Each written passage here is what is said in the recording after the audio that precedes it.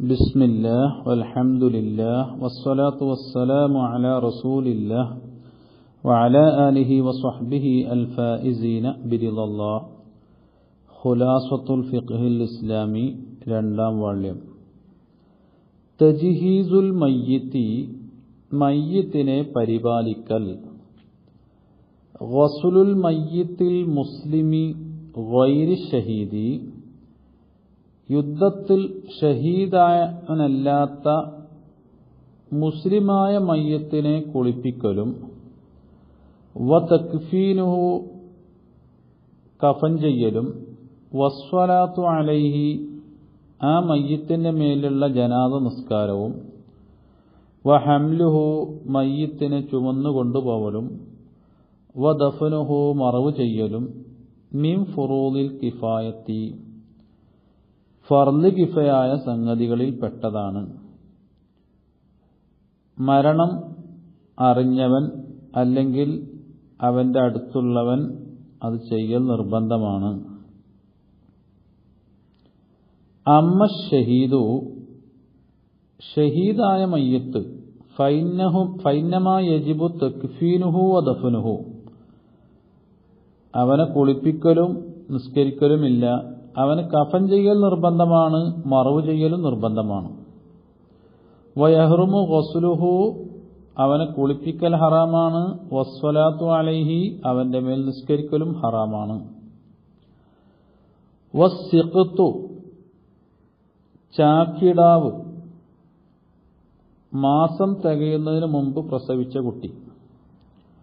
In ലഹറത്ത് അലൈഹി, ആ കുട്ടിയുടെ മേൽ പ്രകടമായാൽ, അമാറത്തുൽ ഹയാത്തി, ജീവന്റെ ലക്ഷണം പ്രകടമായാൽ, അത് ശബ്ദമിട്ടിട്ടുണ്ട്, അതല്ലെങ്കിൽ ഒന്ന് പിടച്ചിട്ടുണ്ട്, ഇങ്ങനെ ജീവന്റെ വല്ല അടയാളവും ആ കുട്ടിയിൽ ഉണ്ടെങ്കിൽ, ചാക്കിടാവിലുണ്ടെങ്കിൽ, വജബ കുല്ലുമാ ദുക്കിറ, പറയപ്പെട്ടതെല്ലാം നിർബന്ധമാണ്.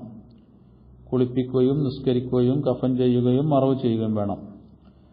വൈല്ല, ജീവന്റെ ഒരടയാളവും വന്നിട്ടില്ല, അപ്പോൾ അവിടെ നോക്കണം. ഫഇൻ ലഹറ ഖൽഖുഹു, അതിന്റെ രൂപം ലാഹിറാണെങ്കിൽ എന്ന് പറഞ്ഞാൽ അതിന്റെ കണ്ണും മൂക്കൊക്കെ ഉണ്ട്, 4 മാസം തികഞ്ഞ് 120 ദിവസം പ്രായമുള്ള റൂഹ് ഊതപ്പെട്ടതായ ഗർഭസ്ഥ ശിശുവാണ്. അപ്പോൾ അതിന്റെ രൂപം പ്രകടമായിട്ടുണ്ടാകും. എങ്കിൽ വജബ നിർബന്ധമാകും. മഅദ സ്വലാത്ത, നിസ്കാരമല്ലാത്തതെല്ലാം നിർബന്ധമാണ്. കുളിപ്പിക്കുകയും കഫൻ ചെയ്യുകയും മറവ് ചെയ്യുകയും വേണം.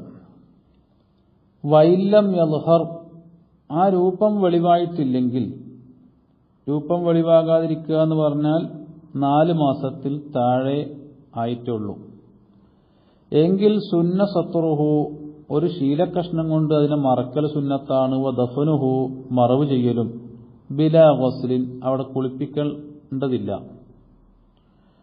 വഇൻ കാനത്ത് അലഖത്തൻ, ഇനി ആ പ്രസവിച്ചു വീണ സാധനം രക്തക്കട്ടയോ ഔ മുളുകത്തൻ, അല്ലെങ്കിൽ മാംസക്കഷ്ണമോ ആണെങ്കിൽ, നുദിബ ദഫ്നുഹ, മറവ് ചെയ്യലേ സുന്നത്തുള്ളൂ. ബിലാ സത്തിരിൻ, തുണിക്കഷ്ണം കൊണ്ട് മറക്കുകയും വേണ്ട. വലൗ വുജിദ ജുസ്ഉ മുസ്ലിമിൻ, ഒരു മുസ്ലിമിന്റെ ഒരു ഭാഗം കിട്ടിയാൽ, കൈ അല്ലെങ്കിൽ കാല്, ഇങ്ങനെ ഒരു അവയവം മാത്രം കിട്ടി. എങ്ങനെയുള്ള മുസ്ലിമാണ്? ഉലിമ മൗത്തുഹു, അവൻ മരിച്ചതാണെന്ന് ഉറപ്പാക്കപ്പെട്ടിരിക്കുന്നു. നമുക്ക് ഒരു ജുസ്എ കിട്ടിയിട്ടുള്ളൂ എങ്കിൽ ഗുസില, അതിനെ കഴുകപ്പെടണം. വസുത്തിറ, മറക്കപ്പെടുകയും വേണം. വസുല്ലിയ അലൈഹി, അതിന്റെ മേൽ നിസ്കരിക്കപ്പെടുകയും വേണം. അതിന്റെ മേൽ എന്ന് പറഞ്ഞാൽ ഇപ്പൊ കൈയാണ് കിട്ടിയതെങ്കിൽ കൈ മാത്രമല്ല ഉദ്ദേശിക്കേണ്ടത്, ആ കൈ ആരുടേതാണോ ആ മയ്യത്തിനെ മുഴുവനായും ഉദ്ദേശിച്ചിട്ട് ആ മയ്യത്തിന്റെ മേൽ നിസ്കരിക്കപ്പെടണം. വദുഫിന, ഈ കിട്ടിയ പാർട്ട് അതിനെ മറവ് ചെയ്യപ്പെടുകയും വേണം. വുജൂബൻ, നിർബന്ധമായിട്ട്. അത് മുടിയോ നഖമോ എന്തോ ആവട്ടെ, മരണശേഷം പിരിഞ്ഞതാണെന്ന് ഉറപ്പുണ്ടെങ്കിൽ മറവ് ചെയ്യൽ നിർബന്ധമാണ്.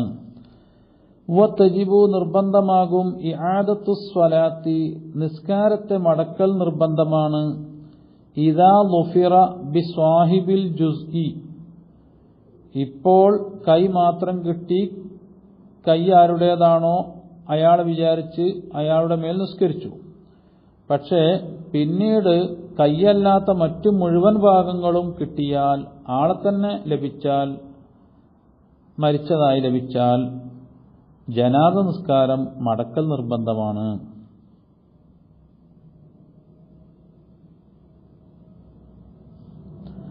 അമ്മ മൻഫസല മിൻ ഹയ്യിൻ ഒരാളുടെ ജീവിതകാലത്ത് ആ ജീവിയിൽ നിന്ന് പിരിഞ്ഞുപോയ ഭാഗം ഔ മിമ്മൻ അല്ലെങ്കിൽ ഒരു വ്യക്തിയിൽ നിന്ന് വേർപിരിഞ്ഞത് ജുഹില മൗത്തുഹു അവൻ മരിച്ചു എന്നറിയപ്പെട്ടിട്ടില്ല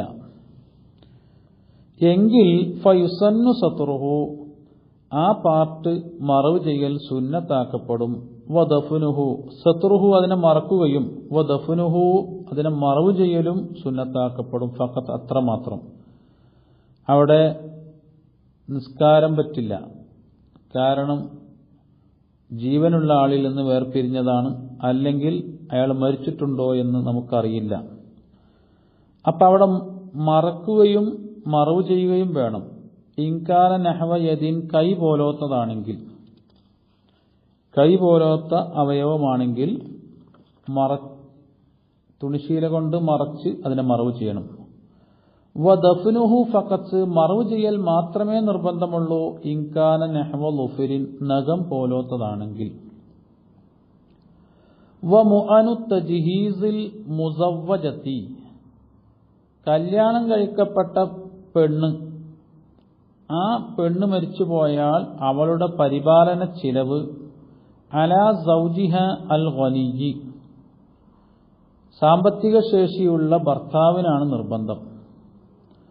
വമുഅനു ഗൈരിഹ ഈ സ്ത്രീ അല്ലാത്ത വേറെ ഏത് രൂപത്തിലുള്ള ജനാസയുടെ സംസ്കരണ ചെലവുകൾ മിൻ തരിക്കത്തിഹി ആ മയ്യത്തിന്റെ അനന്തര സ്വത്തിൽ നിന്നാണ് എടുക്കേണ്ടത്. ഇപ്പൊ ഭാര്യയാണെങ്കിൽ ഭർത്താവാണ് കൊടുക്കേണ്ടത്.